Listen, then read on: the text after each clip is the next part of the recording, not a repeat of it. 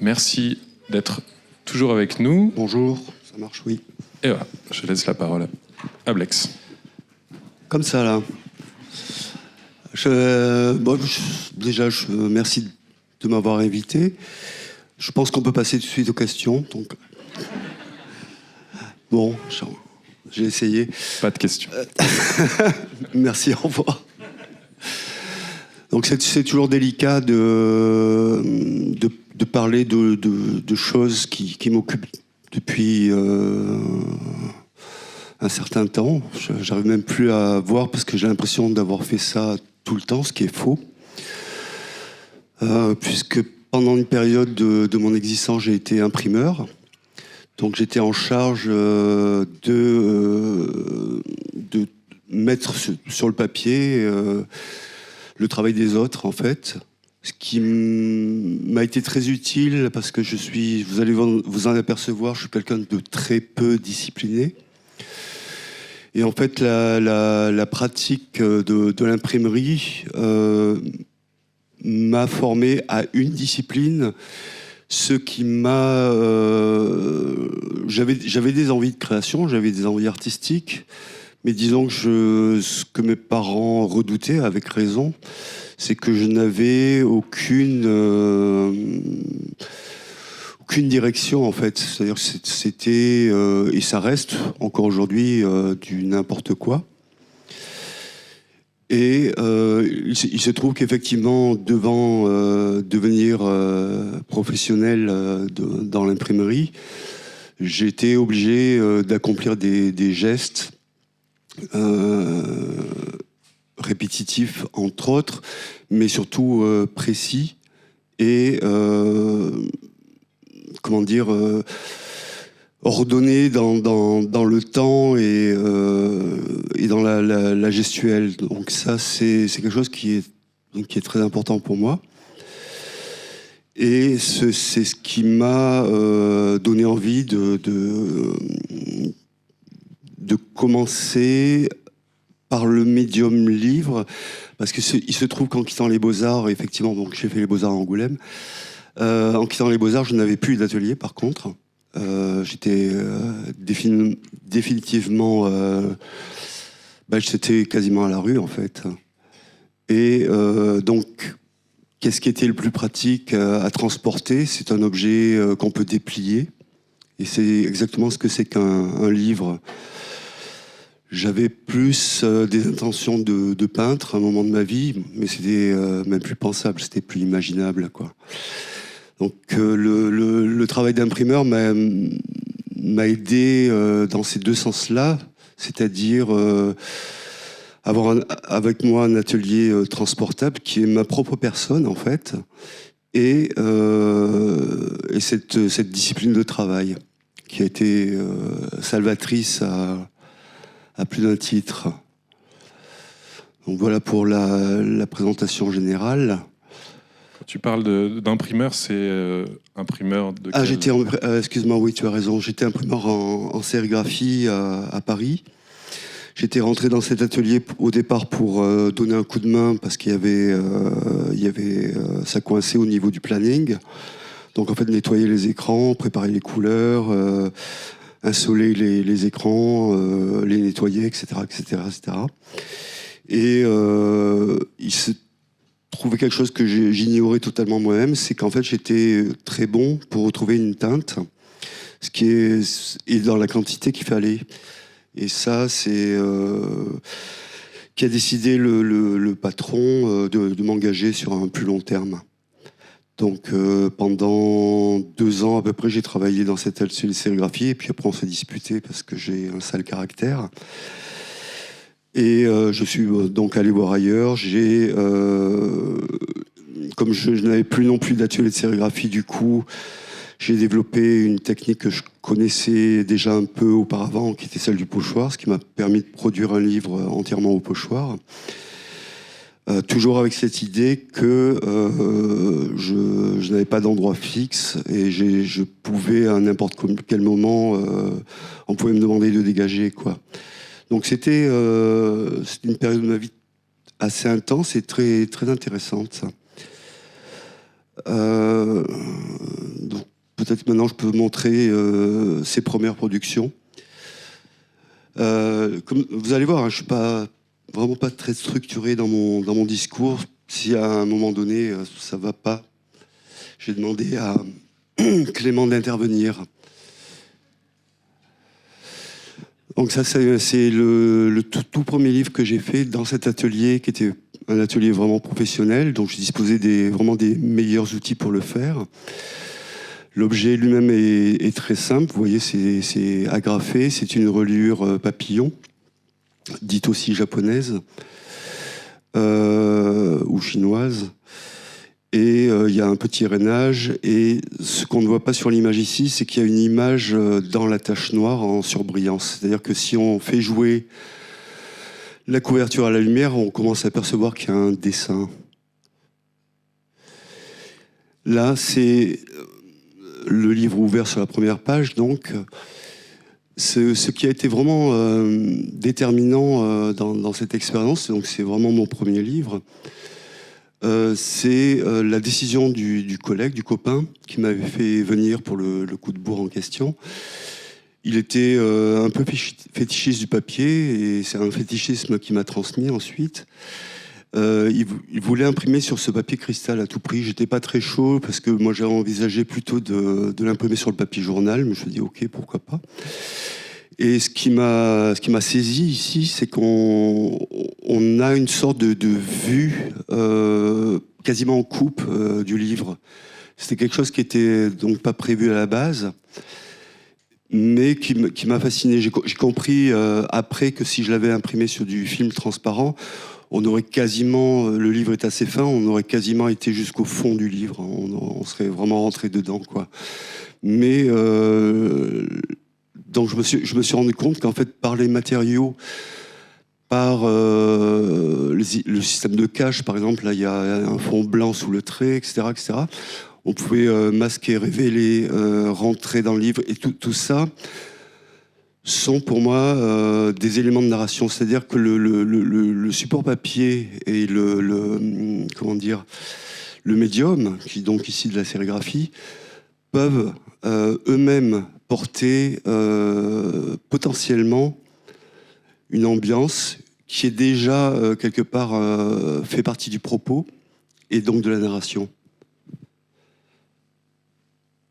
Donc là j'ai quelques pages de plus.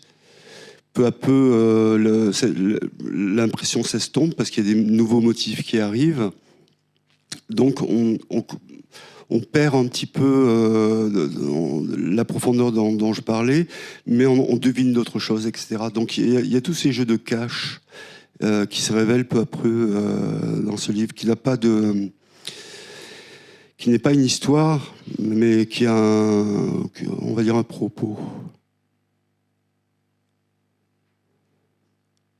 Donc ça, en fait, ça devient de plus en plus chaotique, avec des zones qui se mettent en lumière grâce à ces réserves de blanc, et des choses qui restent dans les gris. Là, j'ai pris cette photographie parce que justement, j'avais anticipé d'une certaine façon cette histoire-là, et j'avais vraiment envie d'isoler totalement ces trois personnages. Donc effectivement, là, il n'y avait qu'une solution, c'était complètement blindé de blanc sur la partie gauche. Et là, c'est une des dernières pages du livre. C'est-à-dire qu'on commence vraiment à rentrer dans le chaos. Et ça se termine de cette façon-là. On est passé de l'autre côté d'une certaine façon. Ce qui m'a donné d'autres idées par la suite. En fait, un livre en nourrit toujours un peu un autre, parce qu'on n'a pas totalement réussi, ou parce que c'est une idée qui mérite d'être reprise ou creusée un peu plus tard, ou beaucoup plus tard. Disons que ça, c'est le livre qui m'a éveillé à la conscience que l'objet même, pas seulement ce qu'il contenait, c'est-à-dire le support, devenait un principe de fiction, quelque part, par les la matérialité, par le toucher. L'encre noire est extrêmement soyeuse. Et sur ce papier cristal, ça s'appelle, du coup, tout ce qui est en réserve paraît argenté. Donc, il y a une sorte avec des moyens extrêmement simples, il y a une sorte de féerie visuelle et tactile qui se met en place immédiatement, sans que j'ai besoin d'y apporter quelque chose d'autre. Là, la créativité se fait à partir des outils, en fait, à partir des matériaux. Et donc, ça a été une expérience extrêmement forte. Il se trouve que ce livre, j'ai pu le vendre, donc le distribuer à un public grâce au libraire dont parlait Guillaume ce matin, c'est-à-dire Jacques Noël et la librairie Un Regard Moderne, qui était un des seuls libraires à acheter les livres aux auteurs. C'est-à-dire qu'on ne les déposait pas, ils nous les achetaient. Et pour nous, c'était une bouffée d'air financière et aussi avec l'assurance qu'il allait devoir les vendre et donc de leur trouver un public. Ce qui était le cas d'ailleurs. Ça marchait très bien. Ça, c'est mon deuxième livre. J'ai voulu reprendre ce principe en imprimant sur du papier craft brun. Et là, le jeu visuel, donc ça commence à devenir un peu plus intellectuel d'une certaine façon. C'était de ne pas donner cette information au début du bouquin.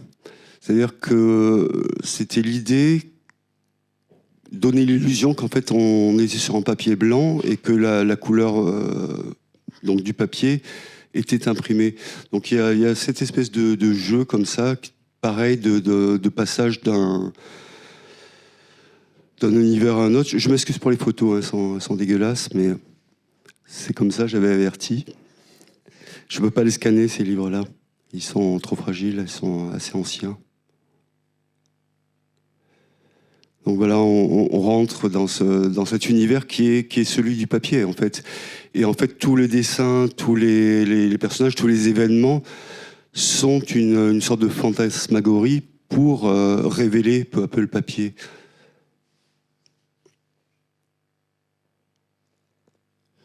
Donc là, c'est très influencé par le dessinateur américain Gary Painter. Et c'est un livre qui m'a valu pas mal d'ennuis, finalement, parce que les gens ont cru que c'était un livre de Gary Painter. C'était pas du tout mon intention, mais malheureusement, c'est ce qui s'est produit. J'ai eu une sale réputation après, pendant des années, je vous dis. Ça, c'est la dernière page. On revient dans l'espace couvert par la couleur. Voilà, ça c'était une deuxième expérience. En fait, j'ai essayé de reproduire un peu l'espèce d'émerveillement que j'avais eu sur le premier livre. Je trouve que j'y suis un petit peu moins arrivé parce que j'étais peut-être aussi un peu trop obsédé par le dessin. Ça, c'est quelque chose que j'ai essayé de corriger par la suite. En fait, de moins être concerné par mon dessin et éventuellement le style qui pouvait s'en dégager. Je trouvais à ce moment-là que ça pouvait devenir une faiblesse, voire une erreur. Et j'ai essayé de me diriger un peu ailleurs par la suite. Juste une question, tu dessinais tout au préalable, toutes les couches, ou t'intervenais directement? Non, alors à l'époque, on n'avait pas grand-chose. Enfin, on avait une très bonne machine qui s'appelait un Barreau Pro, qui est une sorte d'appareil photographique géant. Et ce qui permettait, par exemple, dans le premier livre, on a photographié et reproduit sur film les dessins qui étaient des petits dessins au feutre, ici. Donc ça, c'est ce qu'on a utilisé. Mais le problème, c'est que les films coûtaient eux-mêmes extrêmement cher. Et donc pour ce livre-là, là par contre, j'ai fait tous les dessins sur les films. C'est-à-dire que je faisais les films couleur par couleur. Et là-dessus, il n'y a pas d'originaux du tout. C'est dessiné directement sur les films. Et en fait, c'est la même logique avec laquelle je travaille aujourd'hui. C'est-à-dire que mes dessins sont faits sur ordinateur. C'est-à-dire qu'en fait, ils n'existent pas tant que le livre n'est pas fait. Si on garde l'idée que la finalité est le dessin imprimé. C'est une hypothèse. Ça, c'est pareil, c'est un des livres de cette période-là, à peu près en 1992-93. Ça, c'est le copain, donc celui qui m'a fait rentrer à l'atelier sérigraphie, qui s'est emparé d'un de mes carnets de dessin. J'en faisais à l'époque, ce qui est devenu rarissime maintenant. C'est lui qui s'est chargé de l'édition. Donc on revoit sa marque de fabrique à lui, c'est-à-dire le papier cristal, le masque de blanc sous la forme noire, la reliure très, très artisanale, mais ça faisait des chouettes petits objets, il avait parfaitement raison. L'intérieur, c'est du calque, c'est de la photocopie avec 2 tonnerres. Et en fait, il a fait lui-même le travail de séparation des couleurs, ce qui, à l'époque, pareil, on n'avait pas d'ordinateur, représente un travail considérable. Je suis content qu'il l'ait fait, je ne l'aurais jamais fait moi-même. Je suis très peu patient. Ça, c'est une des dernières pages. Ce qui était intéressant, c'était que il ne faut pas exagérer. Il y a des moments où ça devenait quasiment impossible de séparer les couleurs, parce que les pages des carnets sont elles-mêmes en couleur, et toutes les zones de gris qu'on voit autour du personnage, en fait, c'est un scotch marron qui était donc impossible à séparer du dessin. Donc, il a fait cette mise en couleur-là, qui était, ma foi, comme j'avais pas fait le travail, très satisfaisante. Voilà, ça c'est le livre qui a suivi le fait que j'ai perdu l'accès à l'outil de production, donc aux machines d'impression, de sérigraphie. Je n'avais pas d'argent, donc je ramassais tout ce qui traînait en matière de papier. J'allais sur les marchés, à la fin des marchés. Et en fait, à la fin, j'avais une collection de papier qui était assez riche en matière, en couleurs. Et je me suis dit, ok, j'ai compris comment ça marche, la séparation des couleurs. J'ai compris comment on construit une image à partir de la couleur. Je peux très bien le faire moi-même, je n'ai pas besoin de machine. Ce qui m'a donné l'idée de faire ce petit livre. Alors la couverture, dont je reprends l'idée de mon copain, donc du papier cristal. On voit le dessin de la première page apparaître sous ce motif. Le motif de noir, c'est de la linogravure. Et la reliure, bon, pareil, on fait ce qu'on peut avec ce qu'on a. Donc un petit zoom pour montrer. Et voilà, ça c'est la première page. Donc ces petits jeux d'édition sont très amusants à faire. Et surtout, ça a aussi une signification, c'est que ce livre ne comporte que des images. Et donc, la seule porte d'accès, ce sont les yeux, c'est le regard, et c'est ce que veut dire aussi cette introduction. L'introduction à un livre est quelque chose d'extrêmement important, et c'est donc là, c'est pareil, c'est un livre qui doit dater de 93, je crois. Donc, c'est des choses qui sont devenues quasiment systématiques. Je travaille maintenant mes livres systématiquement avec comment je vais introduire, quel va être le motif d'introduction et comment je donne le ton immédiatement et quasiment la signification du livre tout de suite, dès les premières pages. Qu'elle soit perçue par le lecteur ou pas, ce n'est pas grave.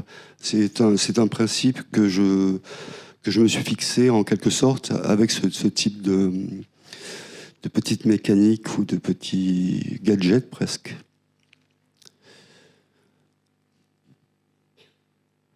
Donc voilà, c'est le genre d'image que comporte ce livre. C'est extrêmement brut. Ça m'a demandé, c'était un travail de fou. Je comprends pourquoi on a inventé les machines maintenant.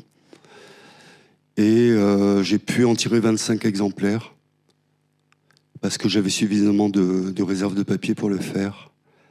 Ça a très bien marché.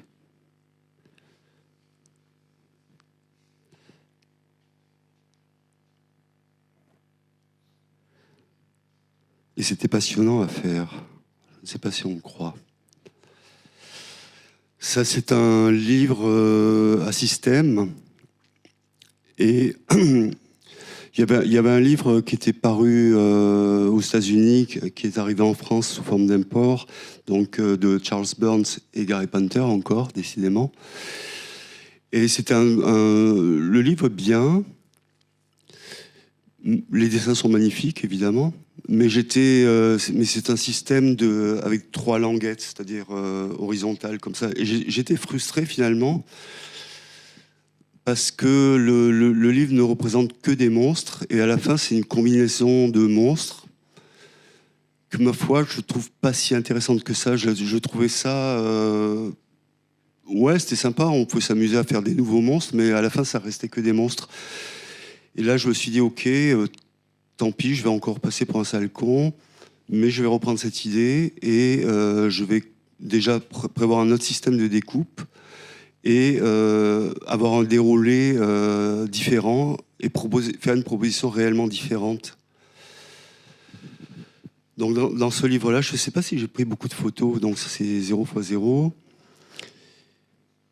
Voilà, enfin, je crois que c'est la seule photo. Et effectivement, c'était proposer une galerie de personnages qui n'étaient pas forcément des monstres, qui étaient des références.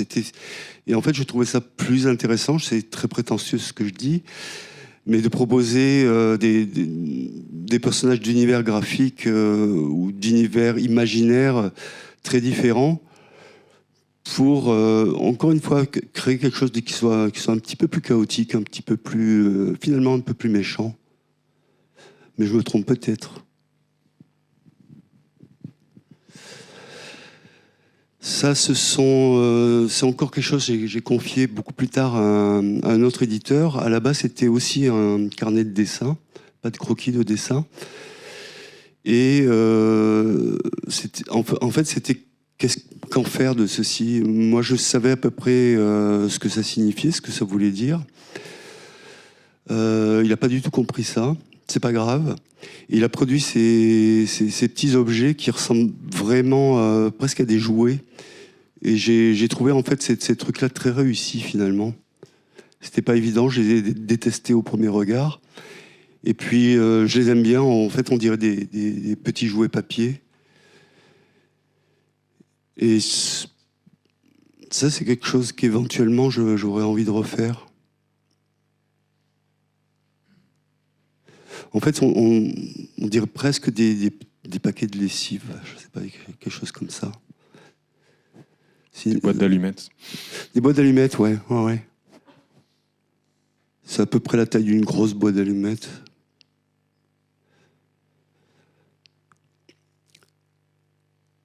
Ouais.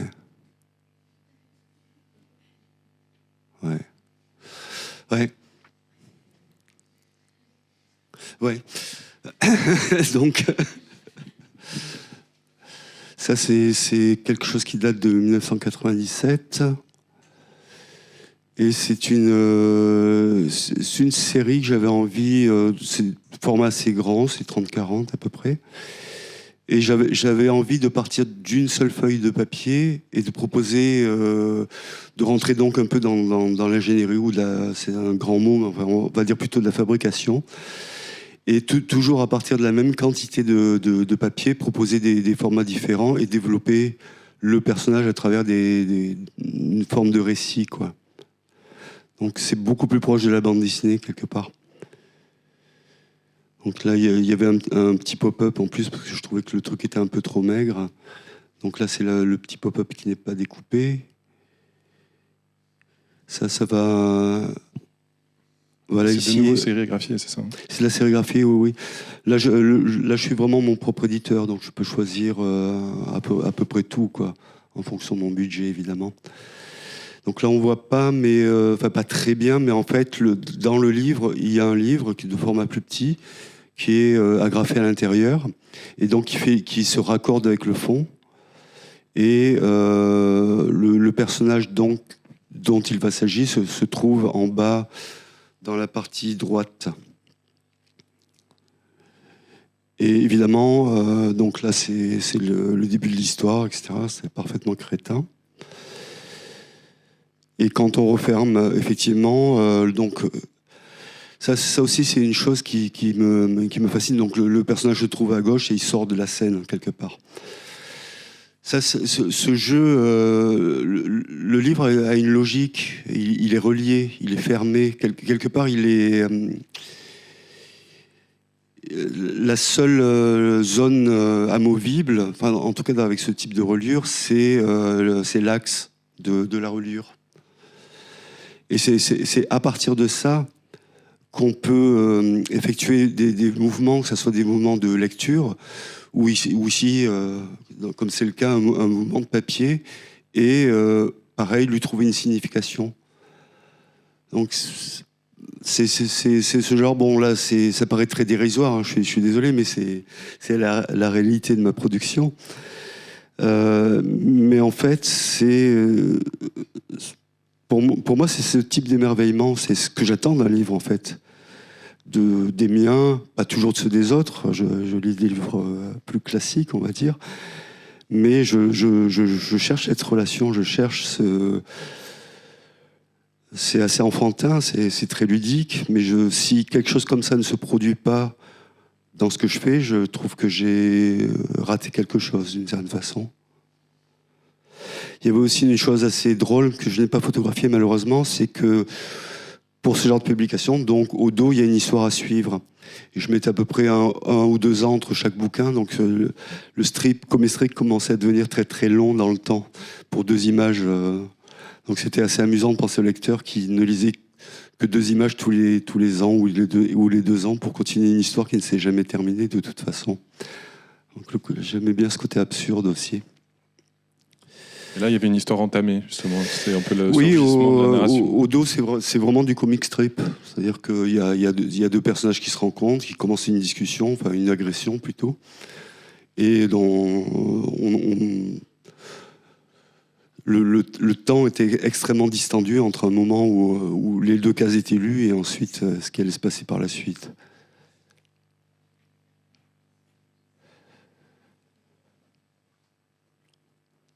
Donc là, c'est pareil, un petit système avec une découpe très simple pour amener à cette situation où le personnage se regarde dormant et s'apercevant dans le miroir qui est en face du lit, se regardant et étant affolé par ce double regard. Du coup, il se rend compte de l'endroit dans lequel il vit, mais en rêve malheureusement parce qu'il dort.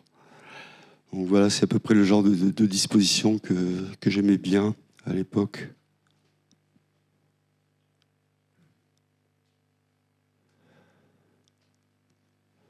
Et toujours une histoire aussi stupide.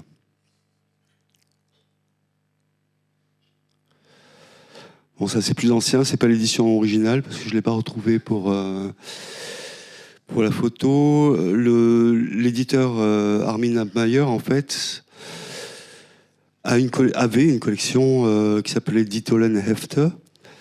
Et en fait, son idée, c'était de faire illustrer des textes littéraires pour un public adulte. En fait, il trouvait dommage que l'illustration majoritairement était réservée à un public enfantin ou un public jeunesse. Et donc, c'était vraiment destiné à un public adulte. On n'a pas réussi à s'accorder sur un texte. Donc, il m'a dit non, en fait, part sur une sorte de marronnier, finalement, part sur un abécédaire et contente-toi de faire des illustrations. Je me suis dit, oui, bon, d'accord, pourquoi pas.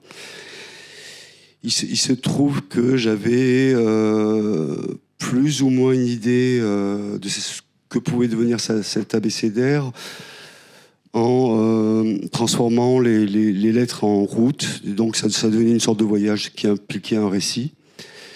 Et je suis tombé par hasard sur un article dans le Monde diplomatique qui parlait d'une colonie en Amérique du Sud qui s'appelle Dignidad, qui est une colonie très peu digne, parce que la dictature y fait assassiner les opposants politiques, et c'est un régime dictatorial, sectaire, assez étrange. Disons, ça m'a fasciné, donc je me suis dit, cet abécédaire, au lieu de devenir une suite de routes, allait devenir ce petit pays, en fait. C'est donc une sorte de cartographie, mais par événement. Donc les images sont, les lettres sont assimilées en fait au récit, sont des étapes du récit.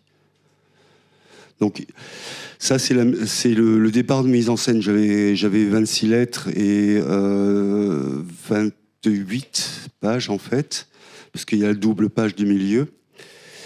Et donc, j'avais de la place pour faire mon introduction à ce récit. Donc, en fait, les éléments qui se trouvent avant le titre, même jusqu'au titre, c'est quasiment une scène pré-générique, en fait. C'est une scène, et y compris cette page-là, au verso. Donc ici, je dispose quelque part d'une possibilité d'introduction et de mise en scène et des personnages et des événements de façon muette. C'est-à-dire qu'on rentre vraiment dans cet univers par ces pages-là, qui ne faisait pas partie en fait du corps du livre, ni de la demande. Voilà, donc ça, c'est l'idée de la route que j'ai gardée, que j'ai repris pour... Voilà, en fait, ce qui me plaît dans le livre, c'est de travailler sa scénographie. Et cette scénographie se travaille sur les pages vides, elle se travaille sur le matériau, elle se travaille par le format du livre, etc., etc., etc. C'est beaucoup de choses à prendre en compte dès le départ. Donc voilà, c'est quelque chose qui m'amuse assez, c'est effectivement d'utiliser les lettres pour créer quasiment une sorte de petite animation.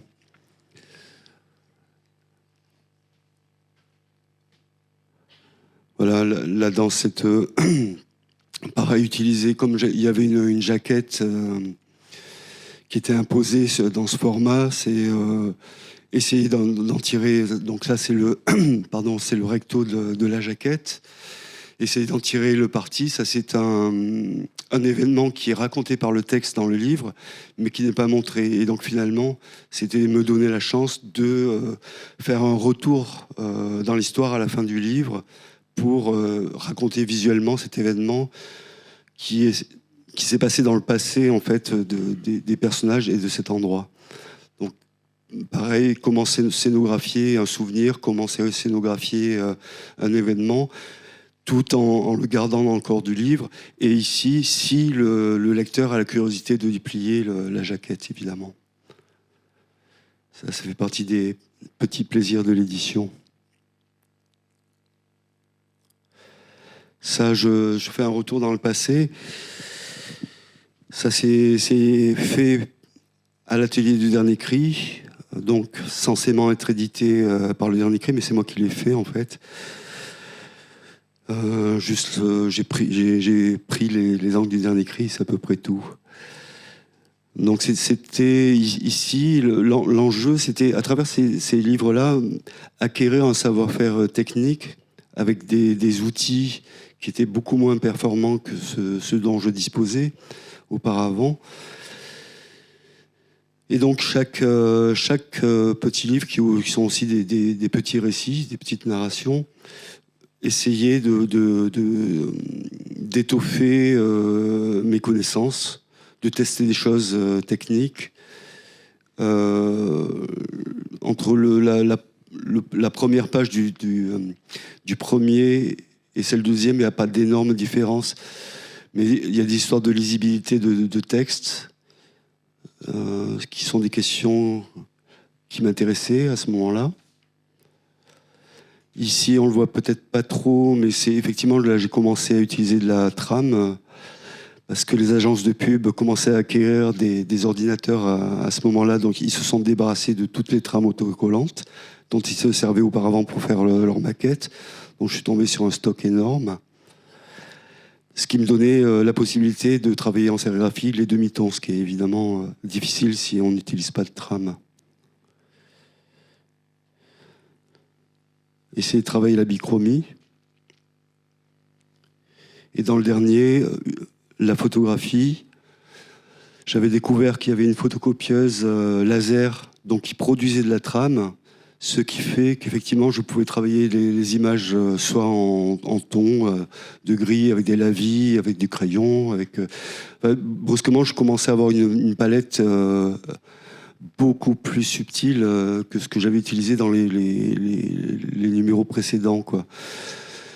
Là aussi, ce qui m'intéressait, c'était tout le dispositif. Il a fallu construire ces objets, il a fallu construire ces poupées, il a fallu les photographier. Comme je l'ai dit précédemment, je suis un misérable photographe. Et ensuite, il a fallu imaginer la mise en couleur. Je travaillais sur des films, donc. C'est ce qui était intéressant dans cette méthode, c'est que tout se passait dans la tête, hein. Je savais que j'avais déterminé que ça, c'était le film de jaune, de bleu, de rouge et de noir, etc. Mais après, toutes les combinaisons, c'était purement du calcul mental. Et ça, je trouve qu'on perd un peu ça avec l'ordinateur. Enfin, on le perd complètement. On a d'autres choses qui sont très bien aussi. Mais cette idée de totalement incorporer en fait l'univers de la couleur et de constater seulement quand c'est imprimé, ça c'est une récompense qu'on a totalement perdue en fait. Donc là j'avais acheté de la cervelle de veau et en fait ça sortait pas très bien à la photo, donc il a fallu que je recolore, ce qui est un peu maladroit malheureusement.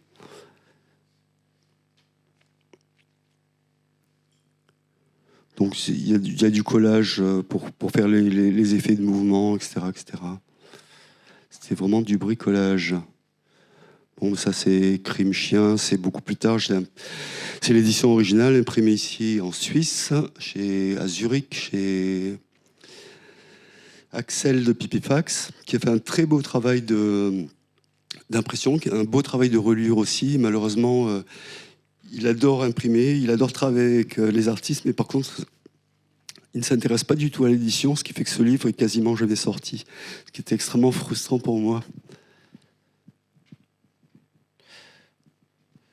Là, j'ai pas vraiment de commentaires à faire. On s'est amusé, pareil, avec les quantités de papier dont on avait pour rajouter des éléments. J'avais envie de donner cet univers-là pour ce livre-là.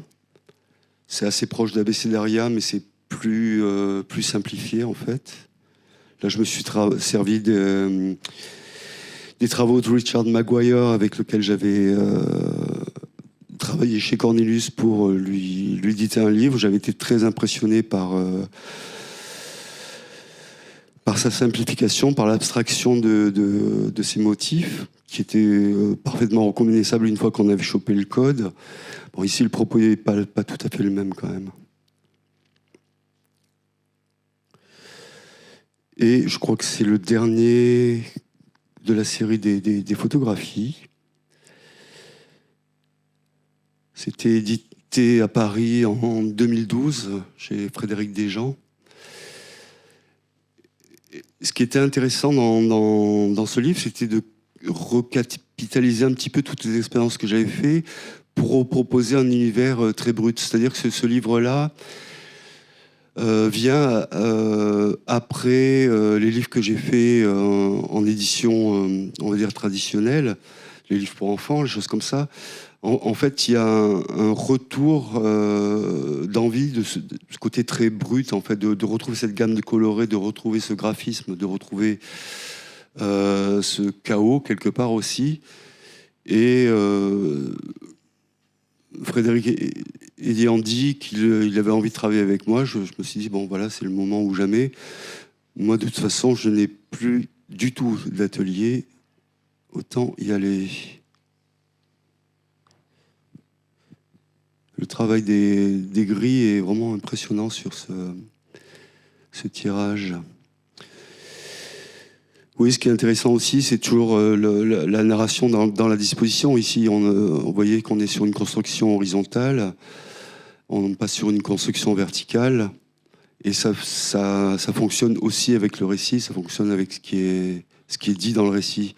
Donc, je pense qu'il faut utiliser réellement tout l'espace disponible pour tenir son sujet, essayer de l'exprimer, même si c'est pas de façon très, très directe finalement. Même si c'est juste suggéré, c'est très important en fait d'avoir cette attention sur l'objet, parce que l'objet est réellement génial quand on y pense. Le livre, je ne parle pas du mien, évidemment. Ah oui, j'avais ça.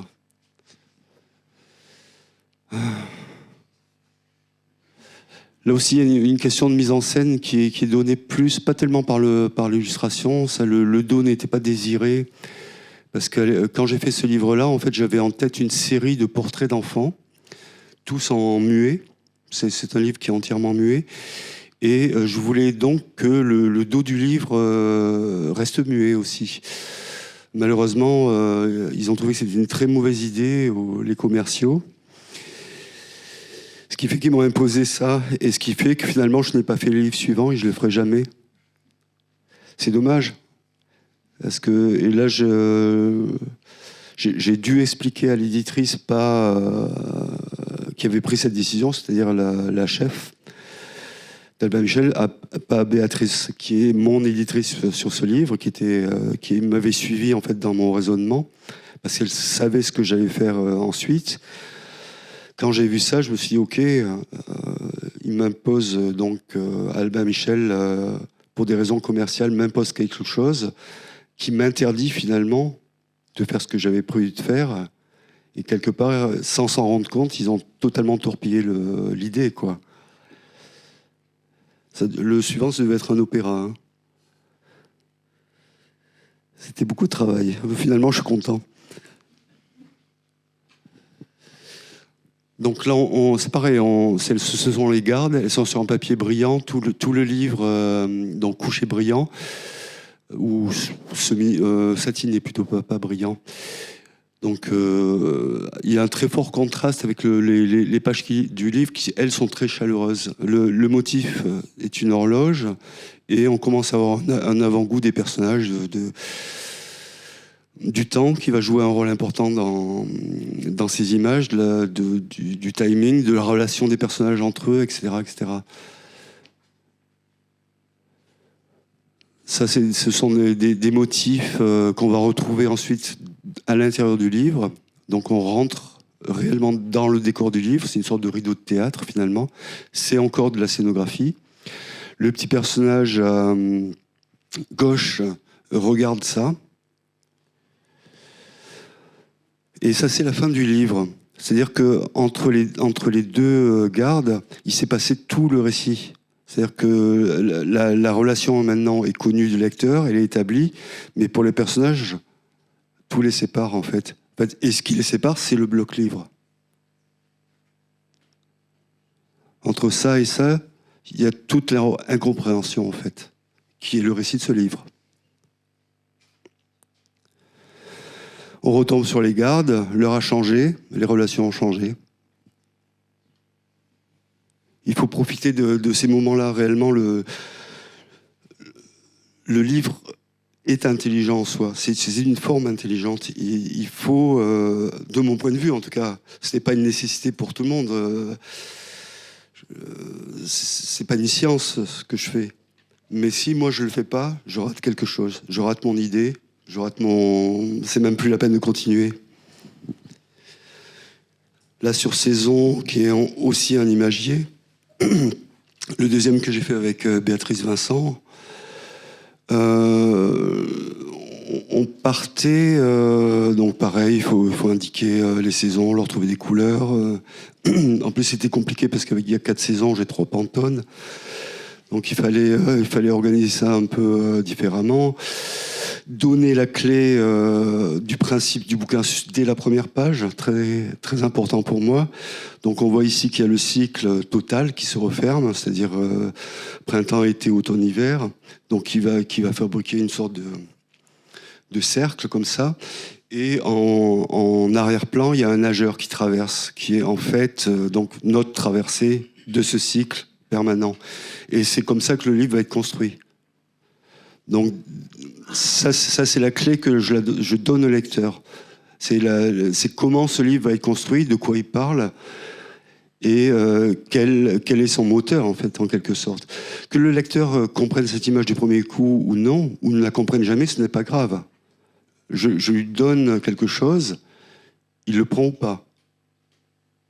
Mais ça n'a aucune importance. Je parle de saisons. Donc on va montrer des saisons. Et dans ce livre, alors là je l'ai amené parce qu'après j'ai pris cette photo et cette fois-ci je crois que c'est réellement, non zut, toujours pas. Donc ici je mets quelques éléments en place, c'est très schématique. Il y a quelques petits éléments de personnages, mais d'une certaine façon, qui est plus exprimé un peu plus clairement sur le 4e de couve, c'est qu'en fait on est rentré dans un conte, on est rentré dans une féerie. Et cette féerie, ça s'appelle le temps, et ça s'appelle les saisons. Donc en fait, à la fin, un petit peu sur la couverture, mais surtout à la fin de ce livre, je dis que ce livre c'est une fiction, ce qu'il est. Même s'il parle de choses concrètes, et qu'un enfant, en assez bas âge finalement, peut le lire d'une façon totalement différente. Juste avec cette mise en scène, cette mise en forme, je dis ce qu'est ce livre, c'est une fiction. Donc elle est revendiquée comme une fiction. Voilà, ça c'est mon propos quand je fais ces images, c'est mon propos quand je fais ce livre, qu'elles soient comprises ou pas, ça ne m'intéresse pas d'une certaine façon, ça ne me regarde pas. Les gens, ça a été dit tout à l'heure, les gens s'emparent de notre livre et en font quelque chose d'autre, et c'est parfaitement légitime. C'est juste, là je dis, voilà ce que j'ai fait. C'est tout. Et là, sur l'imagerie des gens, voilà, et cette fois-ci, c'est la dernière, oui. Voilà, ce qui m'avait intéressé dans cette page-là, bon, il y a le rapport qui est évident ici, c'est que, en fait, ce qui se passe entre un boxeur et un champion, c'est un combat. Il y a un perdant et un vainqueur. Et en fait, le combat, l'espace du combat, se passe dans le pli du livre, à la reliure. Donc il est hors champ, mais il est là. Par le jeu du vocabulaire, par le jeu des positions des personnages, et par la signification de ces mots et des positions des personnages. Donc ça, pour moi, ça fait partie aussi des éléments de la narration. Et le fait que le livre s'articule en un diptyque qui se reproduit un certain nombre de fois, est un élément de narration. On renouvelle sans arrêt un espace qui est le même. Et donc ça rejoint cette idée d'atelier portable dont je vous parlais au début et dont j'avais été privé pendant un moment. Donc voilà, après, c'est l'essentiel de ce que j'avais envie de dire. Après, je peux vous montrer d'autres choses, parler peut-être un peu d'autres choses, mais là j'ai un peu épuisé mon thème. Est-ce que tu veux montrer ces carnets ou Alors éventuellement, oui, parce que je pense que c'est peut-être éventuellement intéressant. J'ai juste une petite question en préambule. Ce que tu dis en substance, c'est que c'est l'objet du livre, ou c'est l'intérêt que tu as pour le livre comme un objet qui t'a amené un peu à l'idée de la narration. Au début, tu nous expliquais que tu faisais des histoires un peu, je sais plus comment tu dis, débiles, comme ça. Et puis, au fur et à mesure, tu arrives à une sorte de propos de plus en plus précis. Non, c'est le... En fait, je travaille ma curiosité et ma compréhension du livre en tant que médium. C'est-à-dire que plus... bon, ça devient parfois un peu difficile, mais... En fait, j'ai toujours voulu faire des récits de la narration. J'ai voulu faire de la bande dessinée. Quand je suis allé à Angoulême, c'était pour faire de la bande dessinée. Ça n'a pas fonctionné, mais c'est pas grave. Disons que, mais franchement, je pense que c'est une narration qui n'aurait pas été très intéressante parce qu'elle s'appuyait sur des choses que j'aimais et que j'aime toujours d'ailleurs. Hein. Je sais pas moi, de très bons dessinateurs, très bons narrateurs aussi, comme Mébus, comme je sais pas moi, Fred de Philémon, comme etc. Mais c'était dans des canaux de ce type, même si ce sont des bandes dessinées assez particulières. C'était ce que j'avais envie de faire. Le livre, par sa disposition, par le fait d'être un objet, d'une certaine façon, me donne des clés de narration. Juste parce que c'est ça. tout simplement. Qu'est-ce que ça veut dire ça? Qu'est-ce qu'on fait quand on fait ça? Qu'est-ce qu'on cherche à faire quand on fait ça? Évidemment, le premier réflexe, c'est de lire. Par exemple, c'est un livre, je ne sais pas moi, sur comment on construit une cabane de jardin. On cherche des informations. C'est un côté très pratique. Dans la fiction, on cherche à se distraire. Mais quand on lit, qu'est-ce qu'on cherche en dehors de ça? Qu'est-ce qu'on cherche à faire en dehors de ça? Ça, ce sont des choses qui m'interrogent et que je creuse livre après livre. Mais je suis obligé de faire autre chose. Je suis obligé d'illustrer, de proposer des dessins, de proposer un monde imaginaire, de proposer un récit, de proposer un texte, etc. Mais fondamentalement, ce qui m'intéresse, c'est de renouveler incessamment cette première expérience dont j'ai parlé. Ouais. Mmh.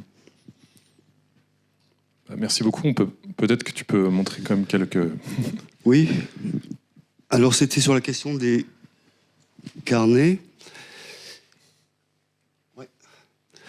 Sur la question des carnets, en fait, pendant longtemps, j'ai cherché à essayer de me faire un style. Ce ce n'est absolument pas une nécessité pour personne. C'est même... J'avais déconseillé à un étudiant, je lui ai dit non, fais pas ça, surtout pas. Donc j'ai laissé tomber moi-même, je dessine très peu. Je ne dessine que par nécessité. Et en fait, essentiellement, mon travail, c'est ça. C'est écrire. Que ce soit des réflexions de portée générale sur le travail, justement, c'est-à-dire la façon dont je vais investir une page, qu'est-ce qui doit se passer dans une page, pourquoi tel auteur a fait telle chose, pourquoi ça revient trop fréquemment, pourquoi c'est ennuyeux, etc., etc. Il y a des termes de narration qui m'agacent, comme le consentement... Non. Comment s'appelle ce truc?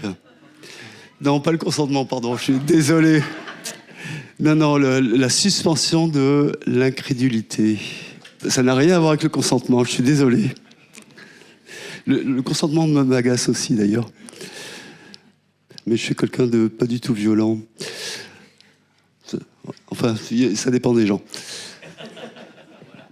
C'est rassurant.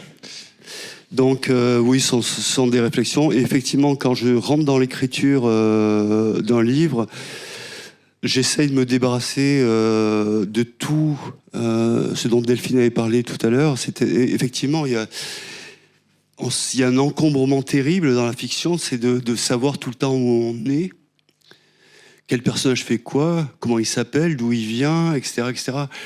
Et c'est... quand on est un petit peu pressé, c'est d'un ennui sans fond. Mais si on pense ces choses-là aussi en un élément de narration, du coup, ça devient intéressant. Et c'est plus du tout une contrainte. Du coup, quasiment le récit va être ceci, en fait. C'est ce qui m'intéresse, en tout cas dans l'écriture de ce prochain livre que je prépare et qui va sortir dans 5 ans à peu près. Donc voilà, c'est beaucoup de ça. J'en ai des tonnes de ces trucs. Et ici, c'est... je dessine, en fait, parce que je rentre en production. Donc ici, c'est une première étape du livre qui s'est appelé par la suite Les Magiciens. Et qui est celui-là, oui. Et en fait, j'avais l'intention, comme ça, de remplir tout le carnet. Quand le carnet serait rempli, j'aurais fini mon bouquin, quoi, en gros. J'étais très optimiste. Et donc, j'en ai fait une certaine quantité, etc., etc.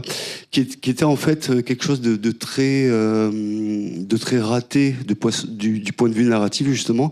J'ai essayé d'introduire les personnages, de faire comprendre aux lecteurs que c'était eux les magiciens dont il allait être question, donc la mise en scène, le texte, etc., etc.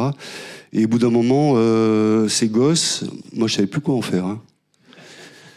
Jamais que c'est... Attends, donc il se transforme en magicien, ok, c'est ce qui se produit ici, lui s'ennuie, il joue tout seul au foot, ce qui est idiot, mais du coup il arrive à arrêter son but, comment ça se fait, donc il s'est dédoublé, donc c'est un magicien, etc., etc. Donc ça c'est des petites mécaniques à mettre en place. Et voilà, ça, en termes de technique, ce sont des encres? Ça, c'est des gouaches. Des gouaches, ouais.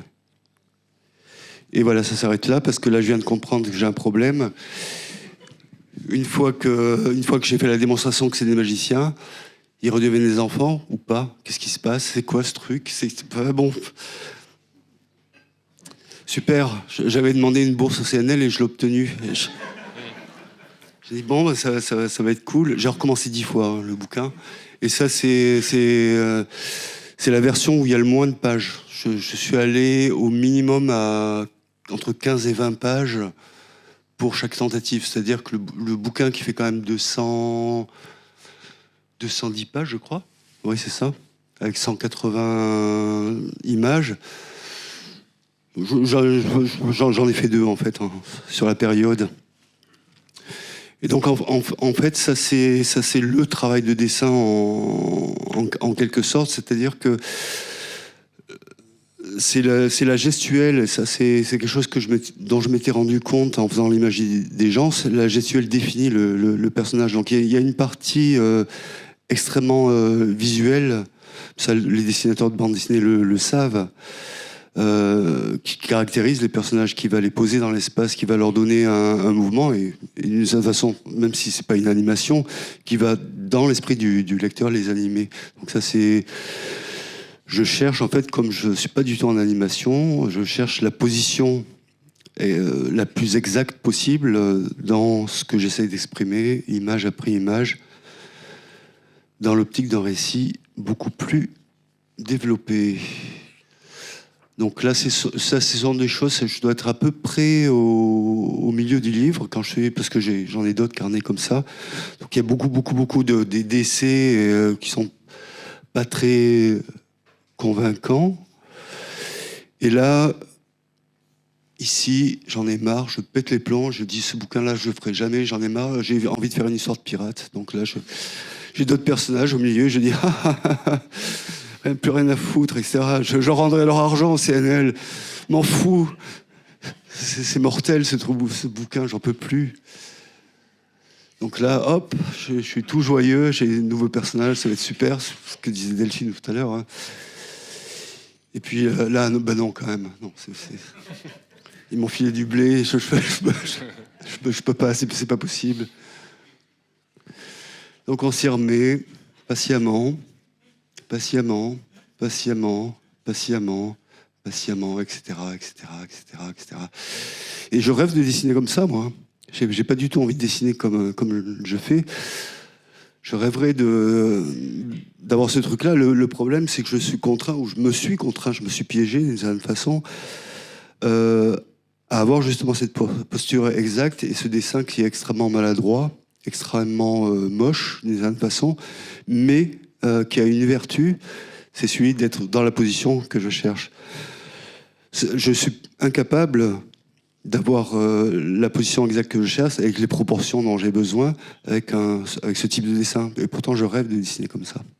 J'adorerais. Donc, des séries de dessins assez moches.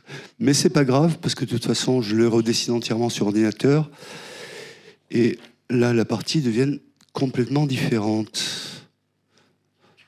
Donc, cadrage, enfin, tout ce truc, en fait, tout ce truc de vocabulaire narratif qui m'amuse vraiment pas autant que la narration que je vous racontais tout à l'heure. C'est vraiment disposer d'un espace et imaginer qu'est-ce qui peut se passer dans cet espace. Le travail de dessinateur ou d'illustrateur peut être extrêmement pesant aussi parfois,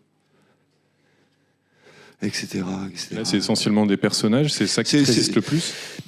Dans un récit où les personnages sont le moteur, oui. Là, je suis absolument obligé. Dans Saison, par exemple, je peux sortir le livre, je peux vous montrer des choses qui sont vraiment très différentes. On va aller dessiner des mains, dessiner des plis de vêtements, dessiner des trucs, des machins, dire ben non, ça va pas. Là, ici, il y a trop d'intensité. Ce qui va désintensifier la scène qui suit, parce qu'il faut y penser aussi. Donc, je vais redescendre un petit peu le curseur, etc., etc., etc. Là, les personnages, je les avais dessinés en pied. Finalement, j'ai préféré les garder pour développer l'ombre en dessous, etc. Mais ça c'est vraiment de la mise en scène. C'est passionnant. Mais ce qui est moins passionnant, effectivement, c'est tout le travail, pour le coup, qu'il faut pour arriver au moment où je me dis, ça y est, je peux enfin me mettre en scène. Qui est la chose qui m'intéresse le plus, finalement. Etc., etc., etc., etc. Jusqu'à épuisement total. Et après, je reviens avec mes petits pirates et je dis ça, super, ça va être cool. Voilà. Et puis, entre-temps, j'ai pris énormément de retard sur une production. Donc là, il faut que, peu à peu, je mette en place ce livre. Et je m'en occupe sérieusement en ce moment. Et voilà, pour ce carnet-là. Et je vais montrer un dernier truc sur saison. Pardon, j'ai peur de vous assassiner.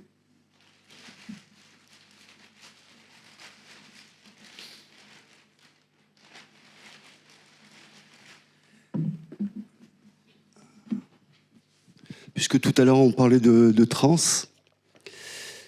il y a des moments où je travaille très très vite sur l'ordinateur. Il y a une page en particulier. Bon, là, je l'avais déjà préparé, c'est-à-dire j'avais fait la toile d'araignée, les gouttelettes, etc. Mais le fond, je l'ai fait en 5 minutes. Et je ne sais même pas comment j'ai fait, en fait. C'est-à-dire, je transportais des masses de pixels. Alors, je pense que vous connaissez Photoshop. Il y a la sélection avec la baguette magique, et donc il y a un espèce de petit clignotement qui se fait autour des pixels, et j'arrêtais pas de transporter des masses de pixels. En fait, je balançais des pixels sur cette image-là pour obtenir un fond, et je n'avais aucune idée de quoi faire réellement. Et au bout de 5 minutes, l'image était terminée. Et en fait, quand je fais un livre, c'est du long run, quoi. Je fais une image par jour, ou une image tous les 2 jours, ça dépend de la difficulté. Mais c'est intense, et je lâche pas l'affaire tant que le livre n'est pas terminé, quoi. Donc il y a des moments, je comprends même plus ce que je fais, réellement, quoi. Pareil, sur cette page-là, il y a des choses, je reconstitue maintenant les matières, je sais ce que j'ai fait, mais sur d'autres pages encore, ça par exemple, je ne sais plus. Je sais plus. C'est allé trop vite, je crois que le fond, j'ai dû le faire en 1 demi-heure et je sais plus comment j'ai fait. Je me vois faire des trucs, déplacer des pixels qui bougent, cette espèce de truc, on dirait une masse vivante. Mais tous les gestes en fait que j'ai faits sont faits quasiment inconsciemment. Je ne sais pas du tout ce que je suis en train de faire. Et c'est dans une attitude sereine ou un peu décontenancée? Ah non, moi c'est à fond tout le temps. C'est ouais, allez, tiens, je te connais ça, tiens, dans la poubelle, tiens, j'ai une image, allez, merde, c'est pas mal. Puis voilà, c'est fini. Le jaillissement. Le jaillissement. J'avais dit à un copain, je suis un peu comme Bernard Palissy, là, qui crame ses meubles pour faire ses faïences. C'est à peu près ça, ouais. Merci beaucoup, Lex Bolex. Très riche.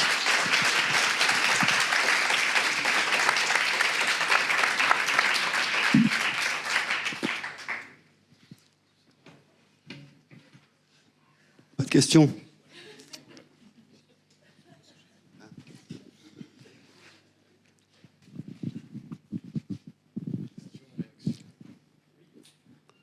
Non, pas toi. Merci beaucoup. Moi, je voudrais savoir si si l'impression, tout le travail de production, il est encore présent dans votre travail, puis s'il vous manque ou pas. Alors, le travail en atelier de sérigraphie me manque, oui et non. C'est-à-dire que pendant des années, j'ai fait ça. J'étais aussi sérigraphe chez l'éditeur Cornelius, qui produisait ses couvertures en sérigraphie à l'époque. Là, on travaillait en encre à l'eau. Mais il y avait aussi une partie atelier. Il fallait faire rentrer de l'argent dans la structure. qui était à la fois une maison d'édition et un atelier de sérigraphie. Et il fallait payer mon salaire aussi, donc on prenait des travaux de commande. Et ça, on les réalisait plutôt au solvant. Le problème, c'est que comme on n'avait pas beaucoup de moyens, tout le solvant, c'était du white spirit. C'est-à-dire, pour mélanger les encres, pour nettoyer les écrans, nettoyer la machine, tout se faisait au white spirit. Donc je baignais entre 8, 10, 12 heures par jour dans le solvant, et ça me manque pas.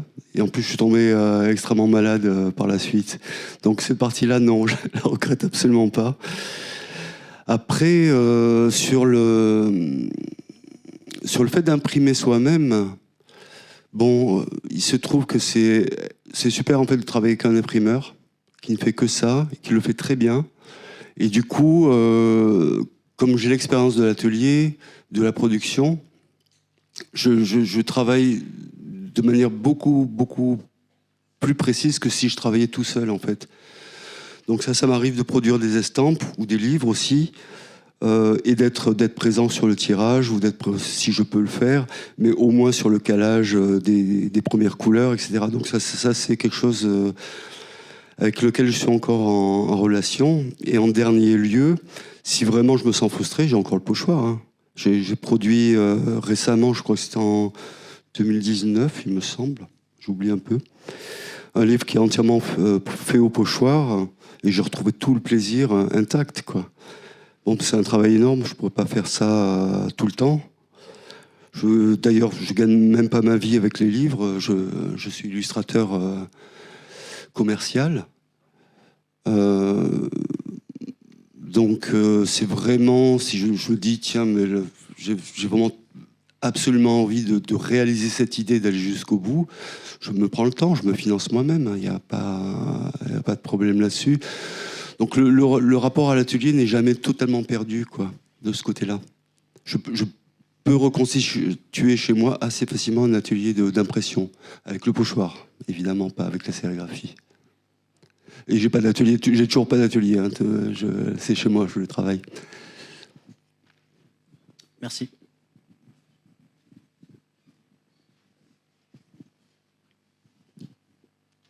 Une dernière question.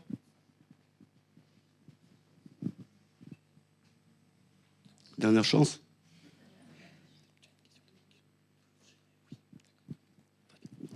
Merci. Ah, pardon. Oui, j'ai juste une question. Est-ce que vous avez une méthode pour développer vos narrations? Par exemple, dans votre cahier, il y avait un garçon qui jouait en ballon, au football. Vous pouvez raconter une petite histoire, comment vous avez parvenu Oui, je vais essayer. Hein. Je vais essayer. Alors, une méthode, et narration, oui. Après, si on parle d'écriture scénaristique, non. Et je différencie bien les deux. Par exemple, pour construire le livre L'imager des gens, je crois que je l'ai ici, si vous ne le connaissez pas. Je ne suis pas sûr de l'avoir pris, finalement. Non, je ne l'ai pas pris, je suis désolé, excusez-moi. En fait, je me pose un problème qui est celui de la structure du livre. Mais c'est un livre particulier, donc il n'y a pas d'histoire, mais il y a des narrations. Et en fait, pour ce livre-là, il y aura un autre exemple après dans Saison. Le modèle pour construire ce livre, donc vous voyez le dispositif, c'est à peu près le même que pour Saison. Ouais.